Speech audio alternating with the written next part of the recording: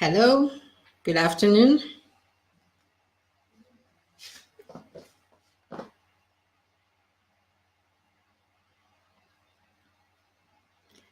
Thank you for joining me this afternoon. My name is Francine Chirambo, and I'm a relationship coach. So today I have quite a number of questions that I'll be responding to. I'll be responding to questions regarding married men attracted to singles, dealing with someone who has daddy issues, questions on bank accounts, dishonesty in a relationship,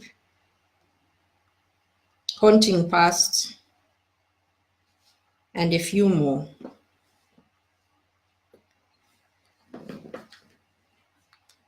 Good afternoon, welcome to the live chat. Hi Kupiwe, thank you for joining me this afternoon.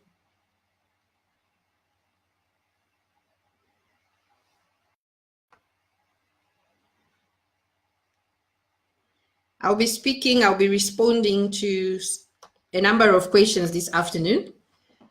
Firstly, I'm going to start by clarifying one question that I received last week. The question was, should you allow your partner to remain friends with their ex? They've been friends with benefits for a long time, and you got into the relationship only afterwards. Should I be okay with them meeting up, or should I be okay with them being friends? That was a question that came up from my last chat. That was last week. So I clarified with this lady, and she said the benefits that are involved there are actually sexual benefits. I responded based on, hi Kupiwe, thanks. So I responded based on what I was given, and I wasn't really sure what this person meant, but she has since clarified it's a sex benefit. So I would definitely say it's a no-no. You cannot be comfortable in a relationship where your new boyfriend or your new girlfriend is going to meet up, is going to stay friends with somebody that they had sexual encounters with. So for me, I would advise you not to encourage the relationship. Once they have broken up on that relationship, then that should be it. That should be it. Hi, Leroy. Nice to have you online. Welcome. So secondly, there was another question that I needed clarity on. It had to do with entering into a relationship. So this person wrote, how do you enter a relationship or be in a relationship with someone who has issues such as daddy issues? Again, I wasn't sure what this person meant. Hi, Sita, thanks for joining. So I wasn't sure what this person meant when they talked about daddy issues. I thought it was somebody who has a child with somebody else. So this person says she was referring to somebody who has grown up without a father, or somebody who has problems with their own father. So that was actually the question. Some people are actually a problem, I must say. Thanks for your comment, Roy. Some people can be a problem. I must first start by pointing out that being brought up by a single parent, being brought up without a father, shouldn't be a hindrance to how somebody progresses. It's a pity that some people have grown up without both parents, and I would say I have grown up only with my mother. It hasn't changed the way I feel. It hasn't changed the way I relate to other people. So I always say I don't really understand why people will have problems with interacting with other people. But we can't ignore the fact that people have been hurt in their childhood. So if somebody grows up with their mother, or if their father abandons them for one reason or the other, what I have found is that a lot of people grow up with anger. So they actually are angry. They have anger issues, and this anger needs to be dealt with. So getting into a relationship with somebody who is angry is going to be a problem for you in the future. This is something you mustn't ignore. If you are dating somebody who has daddy issues, daddy problems, so this person calls them, I would advise you to ask this person to seek counsel, okay? Because anger is going to be a problem for this person. When somebody is naturally angry, what do you do with them? There's really nothing much you're going to do with them. They'll be angry at you for anything, and you're just not going to understand what their problem is.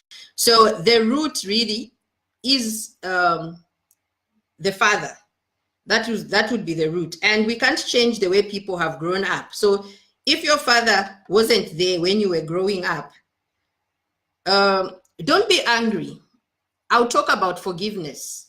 You would have to walk the route of forgiveness so that you can release your father and you'll be able to have a normal life. You know, you're going to be able to free yourself from that unforgiveness. So dating somebody who is angry is going to cost you in the future. First, let them sort out their anger before you can be engaged with them. And I can assure you that you're not going to be the one who's going to help them with that anger. So I hope I have answered you there. So we have a few questions that have come in for today. I see we have a few more people that have joined.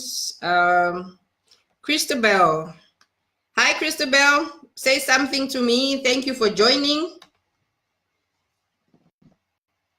So I have a few questions here that I'm going to respond to. I have the first question for today, which is, how do you tell your partner that they have changed from when you met them? People change. We don't stay the same. Okay, so the way I was when I met my husband is he's not the same today. And when my husband met me, I wasn't the same. I have changed. Okay, so I may have changed in size. As you can see, I used to be, I think, a size 8 or 10, somewhere there. But I have changed, okay. But I know that this person is not really concerned about their size. Perhaps it's just the way in which this person is relating to them. So a lot of relationships start off like this. They may be so much in love and they may be there for each other, but all of a sudden, as they progress in the relationship, the other person realizes their partner is really lagging behind, or the partner is not as involved as they used to be. So the question really is, how do I tell my partner that he has changed? Open communication is always necessary. Whether you are dating or whether you are married, it doesn't matter how long you've been married, you should always feel comfortable to communicate. So if you feel somebody is not treating you the way they used to treat you before, be open enough, find a good time. Timing is always important. Find a good time when you can talk about your feelings. So if you feel he is behaving in a strange way or she is behaving in a strange way, speak to them about it. Just let them know how you feel. So you shouldn't feel afraid to let them know how you feel. Relationships are about being involved with each other and being very honest about how we feel. Okay. So I don't know what's happening to my network again today. It seems to be getting a weak signal, but I hope you are able to hear me clearly and I'm not, I don't keep on buffering there. My next question, the next question that I received is from a married person. It says, should we have one bank account as a couple? What do you think? This is a question I normally get.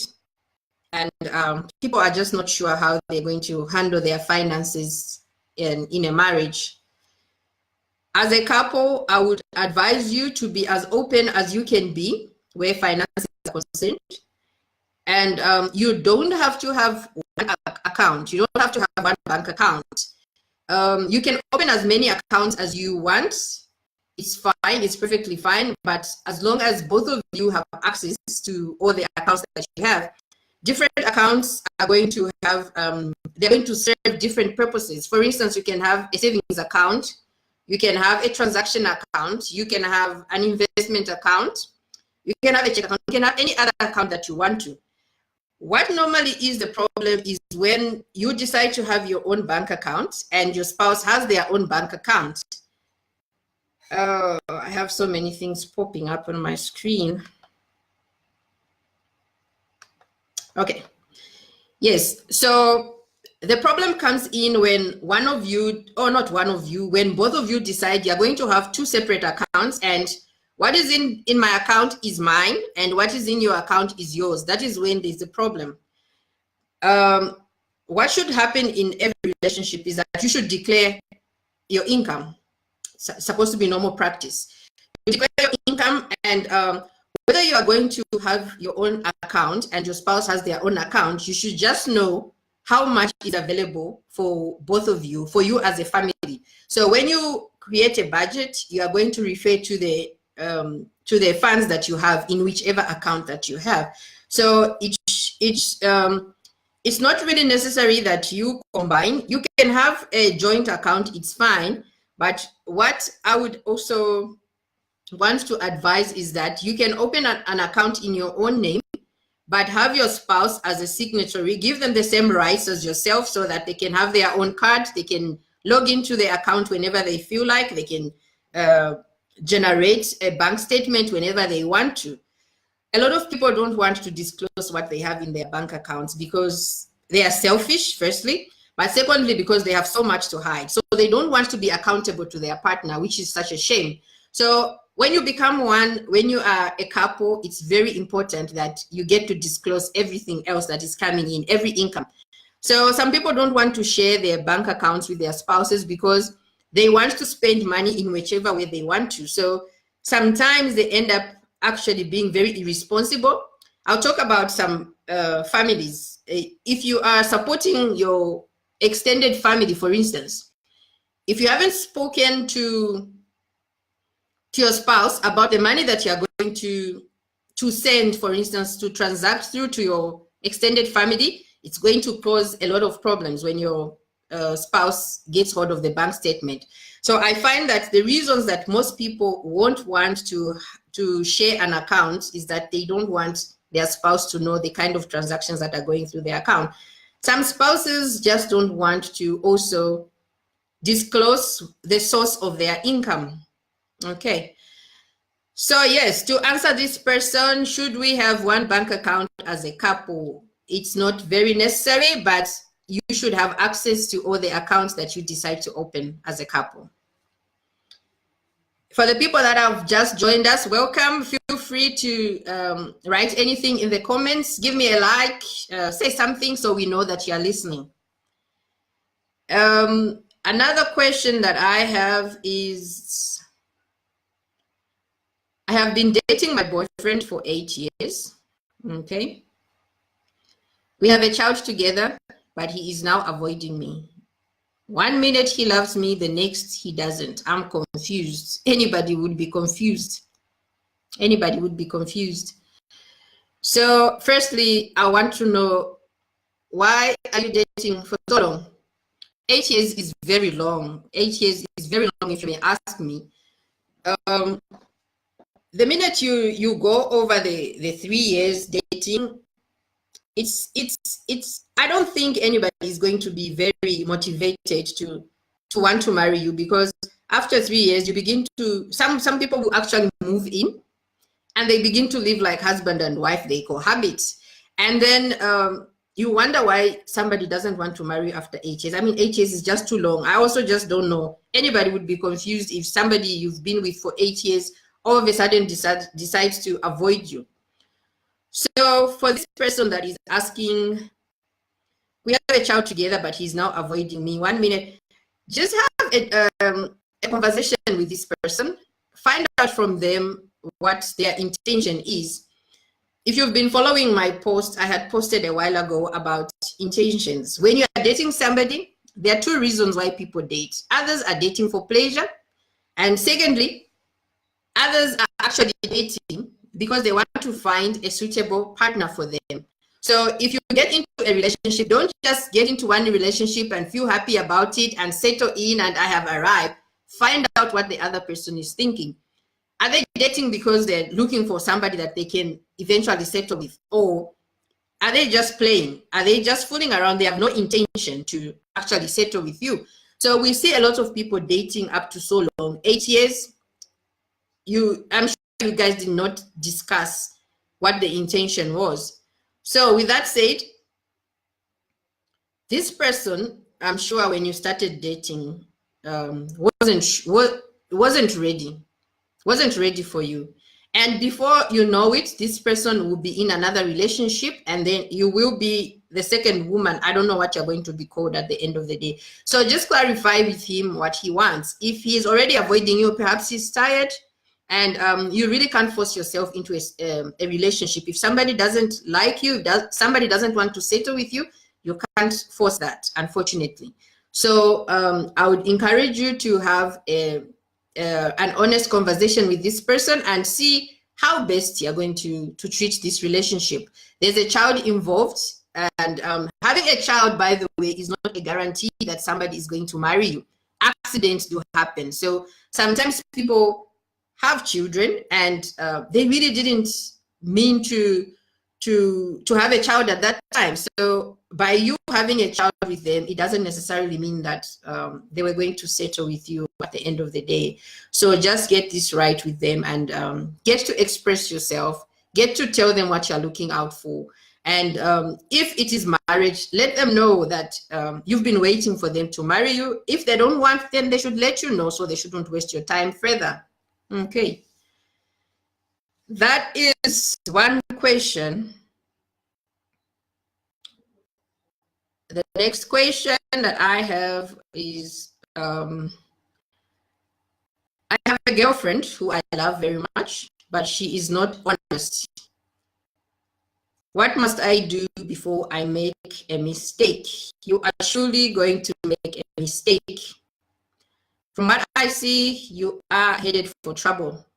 Okay, so if you already can see that somebody is not being honest in a relationship like the one that you have, are you expecting them to be honest after marriage? I always tell people that the danger signs are always present when you are dating. Don't close your eyes when you get to date. Keep your eyes open. They always say love is blind. Yes, love may be blind to some other people, but just make sure you keep your eyes open. So if somebody is not honest today, will they be honest tomorrow? I'm not sure about that. Frankly speaking, if this person is not honest, they are not worth it. If somebody can be honest while you're dating, they are not going to be honest with you when you get married. So think about this critically, because you are going to get yourself into a trap. You're going to get hurt in the end. What you need in a relationship is somebody that is going to be very honest with you, somebody that has nothing to hide. Mistakes are made, but somebody needs to be very open with you. So if you are seeing anything that you don't like right now as you are dating, I would advise you to leave the relationship alone. Don't be too afraid to leave a relationship if you are not married. That is not working. I always say, if you are married, I want to help you to work out your relationship. If you are married, it's worth trying again. But if you are dating and somebody is being abusive, you're dating somebody that doesn't love themselves, you're dating somebody that can't take care of himself or herself, just how are they going to accommodate you? So when you notice certain things that you're not happy about in a relationship or you date, I would just advise you to walk away. Start afresh. If this person can make sense to you, just start afresh. Okay? Because it may be too late. When you get into marriage, the first month we are going to get into the war room. Okay? And we want to enjoy ourselves when we get married. We just don't want to get married into a war zone. And all you're doing is, you're just a prayer warrior there. You also need some time to have a honeymoon, when you get married. So you've got a choice right now to either go ahead with the relationship or you can break the relationship. And yes, I said it, you can break the relationship. You're not married. You are not even committed yet. So there's nothing wrong with breaking that relationship. It's your choice, basically. Okay, so sometimes I really wonder why a lot of people are so afraid of leaving a relationship which is not working. at that point. They always feel, okay, let me try. Maybe when we get married, it's going to be better. Or let me try a little bit more. Maybe when we have a child, it's going to be better. If you're seeing anything wrong at that particular time, run away, because marriage is going to be tough for you. Okay. Then I have one question which says, married men are attracted to me. Really? Is it my problem or theirs? Okay, so this is somebody who is single, and she says married men are attracted to her, and she's asking whether it's her problem or the men's problem. Somebody type in the comments and tell me what you think. It's definitely the man's problem here, but it can also be a problem depending on what decision she's going to make. Okay, I would say, what causes these married men to be attracted to you? How do you carry yourself around? Because if you're a single person, you should actually be looking out for people that are single. What do you want in life? And perhaps, where do you find these married men? Are you following after them, or do they just come after you? Just how do they come to you and just want you who is single? Okay.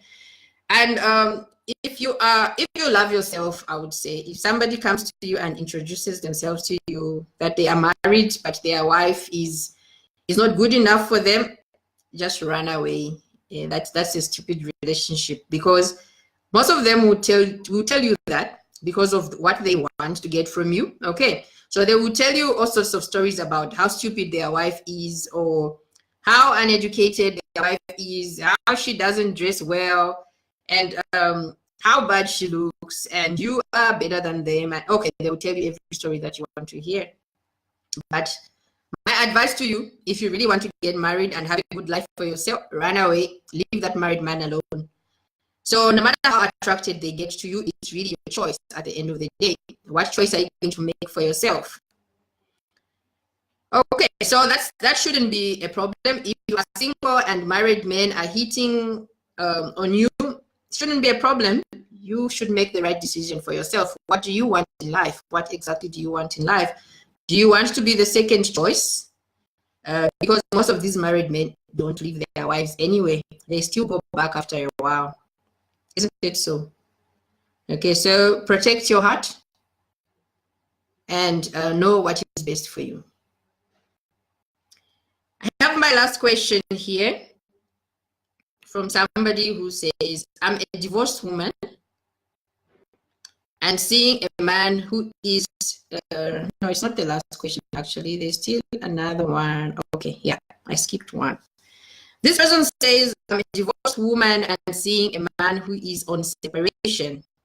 He doesn't want us to discuss his wife. Sometimes I don't trust him. I think he will go back to his wife. And you are so right. He might just go back to his wife.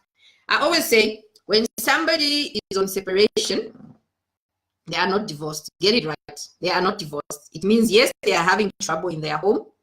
They have trouble in their relationship, but they've decided to stay apart for a while so that they can sort themselves out. Okay. So if you get into a relationship with somebody who is on separation, just know that if they manage to sort their problems, they are going to definitely walk back to their wife. It doesn't matter how long it takes. It may take 5 years. As long as they want to get back to that relationship, they will leave you alone. So be sure that when you are dating somebody who's on separation, you know what you're doing, because you might just end up being used. That's what normally happens here. So if somebody is on separation, I would advise that you leave them alone. Okay, let them sort themselves out. I always tell people that when they are on separation, they should try to stay away from getting into another relationship. It doesn't solve anything. It will give you some comfort for a while, but it won't solve your problems. Your problems, the real issues that you're facing with your husband or your wife, are still going to haunt you. So I would advise that you first complete what you are doing with in this relationship before you can move to another one. So to the person that is seeing this man and is not sure about him, you are right, your feelings are right, he might go back to his wife. So she also says he doesn't want us to discuss his wife. Hey, why should he discuss his wife with you at the end of the day?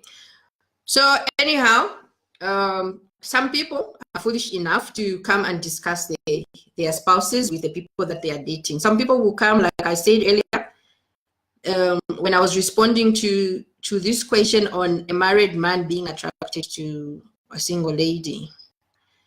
So what I said there was that the married men will always have a good story to tell you, but they're going nowhere with you. Okay. So if they don't want to discuss their wife with you, it means that is really something private for them. And they are right. They shouldn't be discussing anything of that sort with you. Okay, it doesn't concern you. That person might be protecting his own family. So because a separation does not mean divorce, it means that this person knows that exposing his wife or exposing anything else about their relationship will cost him in the future. So he's doing right by not discussing anything with you. Okay, and I like him for that. He shouldn't discuss anything with anybody outside his own relationship. Okay, so if there's anybody watching, anybody who's going to get hold of this video and is dating somebody on separation, just watch out, because people that are on separation are not divorced. They are simply having trouble in their homes and they are trying to find their feet again. Okay, so what I do is that I normally speak to couples. Sometimes the couples are on separation and I help them to rebuild the trust that has been lost, and I help them to mend the relationship. So I have so much hope that not everyone who is on separation is going to end up in a divorce. So just be assured, if you are dating somebody that is on separation, that person might not divorce their spouse. Okay. Now this is my last question, the last question that I received. I can't build a relationship. No. What is this person trying to say? I can't build. Okay. I can't build a relationship due to a haunting past. I was once married, but I'm now divorced. I'm not very sure what is haunting this person. I'm not very sure what this person has gone through. But if you have a haunting past, it means you need help. Okay. I really don't know what you went through in your past relationship. It could have been your childhood. I'm not sure what happened to you when you were young. What I found is that people with a difficult background sometimes carry the problems into their relationship and they just can't get it right when they are in the relationship. I see, let me see. Thank you, Zaza. Thanks for joining. Hi. Okay. I don't know why I'm getting this call, but I have to decline it for now. Christabel says hello, following, and Zaza says, interesting. Okay, that's good. So where was I? I was talking about this person who's saying, I can't build a relationship due to a haunting past. Yes, so I was talking about people that have gone through a lot of issues in their lives. Perhaps they were molested when they were young, and they get married and they just can't go past the trauma that they went through. That's why I say you will need a lot of help with that. But you need to be open when you get into a relationship. Talk about your fears. Talk about the experiences that you went through. It might not be easy, but let the other person know how you feel. So, for instance, I'll give an example. For somebody who was sexually molested, they are not really going to open up when it comes to intimacy in a relationship because they still have the pictures in their minds. They still can hear, they can smell, they can just remember everything that happened to them. So they're going to have a problem with that.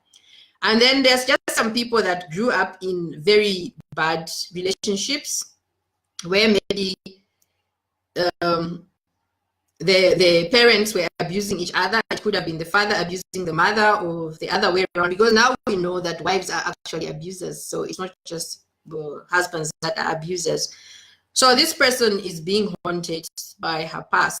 She was married, but now she is divorced. So I think if it's possible, if you're listening, if you can just give me more information about this. But for now, what I can say is you need help, okay?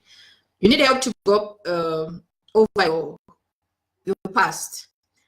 I'm currently working on a learning management system where I'm going to have a number of lessons, and for people that are not able to come through to the sessions, they can actually just download them, and they'll be able to learn from there. One of the things that I mentioned there is people have a wrong perception of marriage, okay? So the perception can either be negative or it can be positive. So depending on what somebody has gone through, or depending on what they have been exposed to in their life. For instance, in the office, you have colleagues that are divorcing every other day, or you have siblings that just can't keep a marriage. You get into a marriage and you just can't trust your spouse because this is what you're exposed to. So this person got divorced, and I'm sure it could have, the past, which is haunting her, could have contributed to this.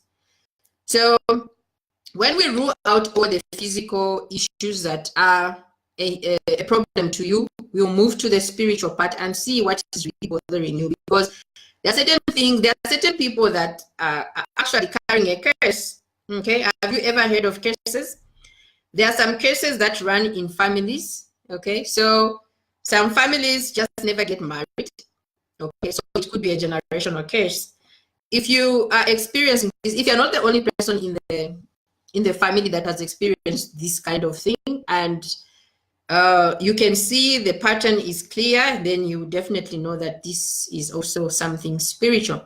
But for now, what I can say is you need help to get over your past, and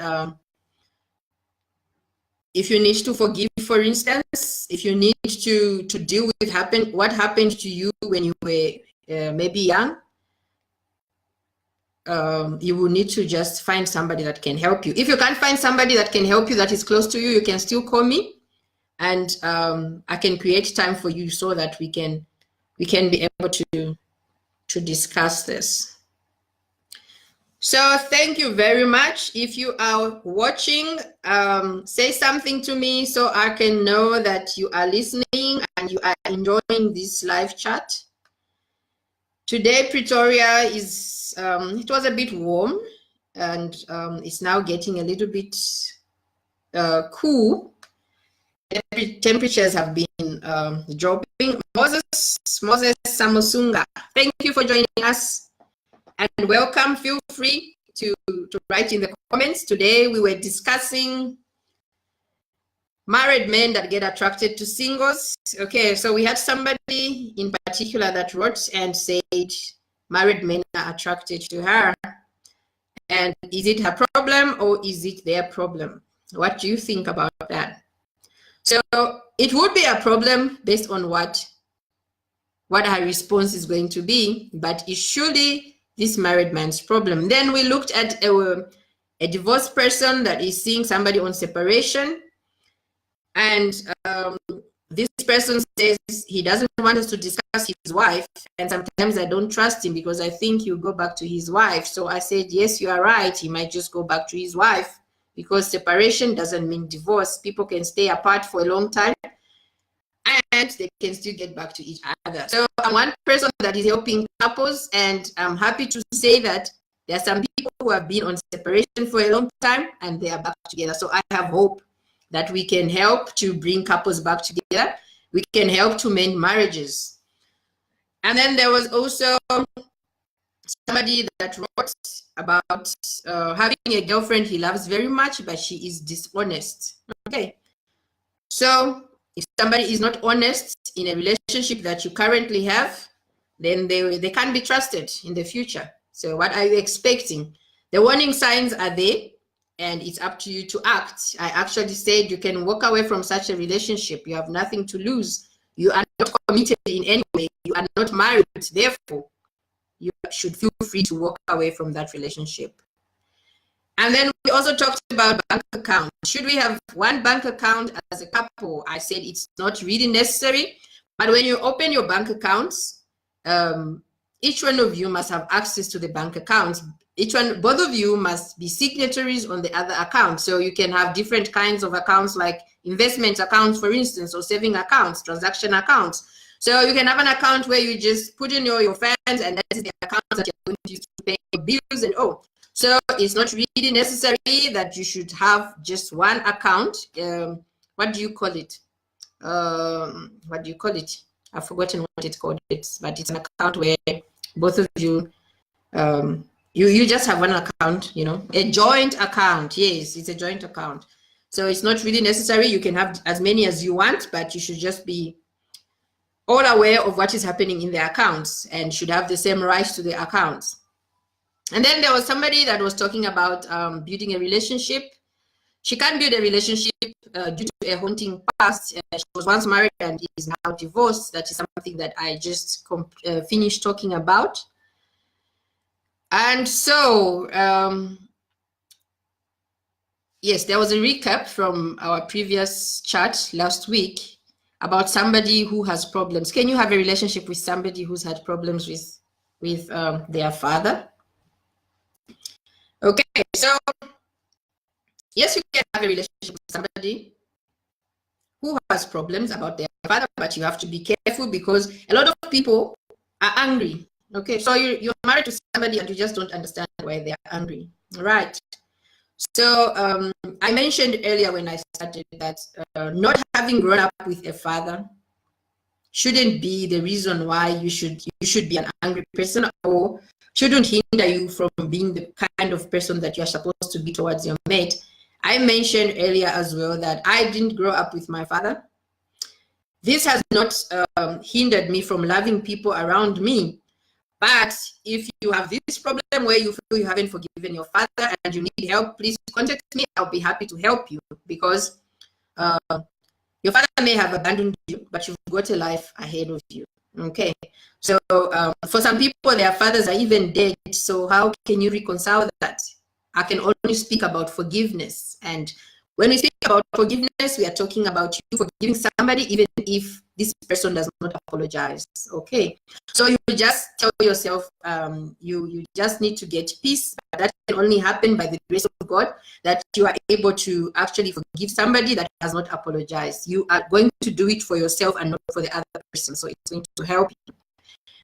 And then the first clarity that I got was actually a follow-up from last week as well, which talked about, should you allow your partner to remain friends with their ex? They've been friends with benefits for a long time. So I asked this person to just clarify for me what they meant by saying friends with benefits. So she got back to me and says it was a sex benefit. Okay, so I say it's a no. It's a no. So why should you allow your partner to remain friends with a person like that?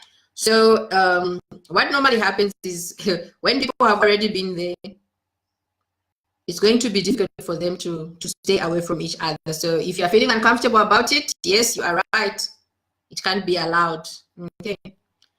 So this is all that I had for you. I thank you for joining me this afternoon. Thank you for liking my page. Thank you for reading the posts. I'm always happy to be of assistance. If you have any questions or any discussion points that you would like us to discuss next week on Wednesday, please inbox me and I'll be happy to come out here and to just respond to those questions. Thank you very much. And yes, let's talk some loving. Okay, so we'll be talking some loving every Wednesday afternoon. And one thing I wanted to mention is that nowadays, I want to talk about marriage. Nowadays, we have a lot of people that feel good marriages don't exist. Okay, it's because of what they have been through themselves personally, and what they have seen the people around them, what they have seen happen to people around them. So they have concluded that good marriages do not exist.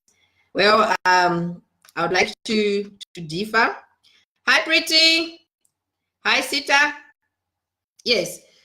So good marriages do exist, but you need to work at them. So you can't just expect your marriage to thrive if you are doing nothing about it. I always say, when you get married, don't just sit. You haven't arrived. Your journey has just started.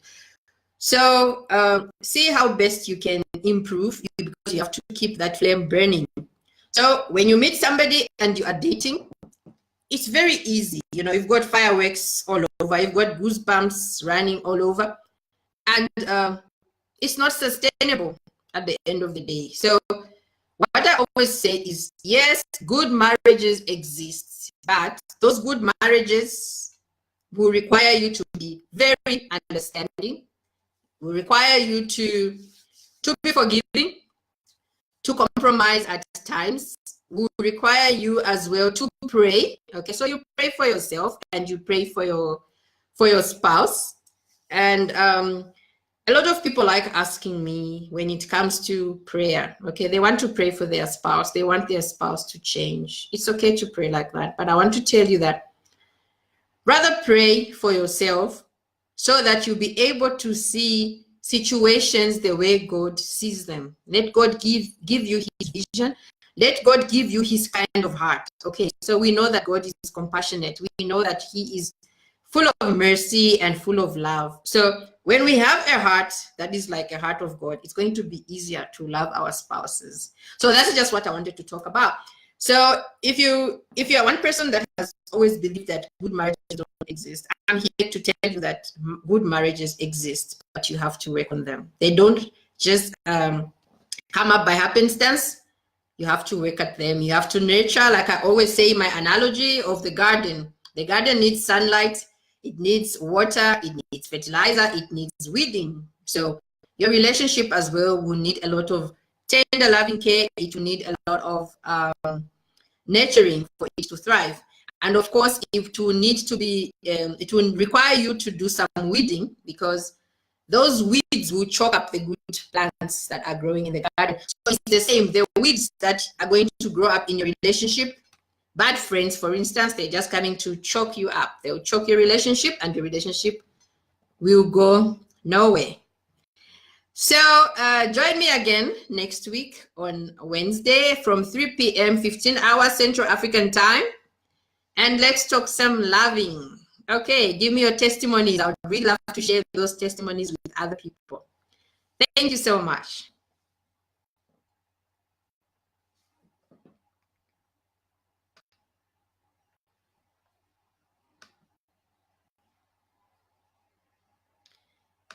In the meantime, I'm just going to love some of these comments. All right.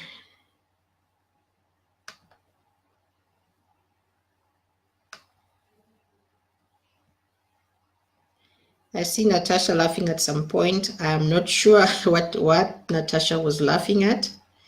Okay, so Kupiwe says, sorry, I keep losing you since I'm on the road in the country, but we'll keep coming back once network is strong. All right, that's excellent. And Natasha says, hello, Sister Francine. Hi, Natasha. I'm going to give you a love for that. Kupiwe says, good. Yes, thank you so much, Kupiwe, for that comment. And Leroy said, we are learning. That's nice to know. I would also love to learn. Okay. So thank you so much. Have a wonderful day. See you next week.